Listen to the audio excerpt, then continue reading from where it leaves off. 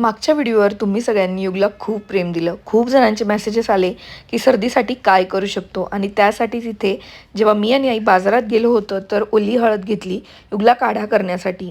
आईंनी गरम पाण्यात ते किसून आम्ही सकाळी उठल्यावर त्याला ते प्यायला दिलं. त्यात मिरी, अद्रक, लवंग हे नाही टाकलं कारण त्याला गरम पडेल. कारण मागे त्याला तोंडात फोड आले होते आणि तीच भीती आम्हाला होती. त्यानंतर मुलांसाठी खाऊ देखील घेतला.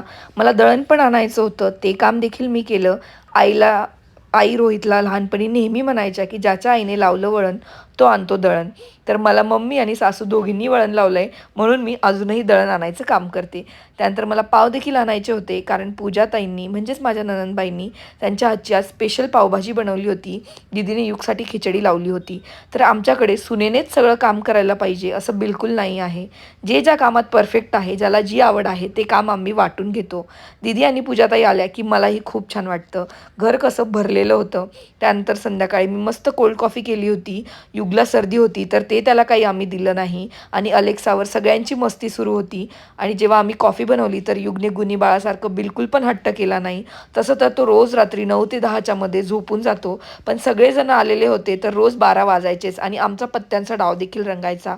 गप्पा मारत मारत छान आमच्या दिवसाचा शेवट झाला. चला तर मग आपण भेटूया नेक्स्ट व्हिडिओमध्ये. बाय.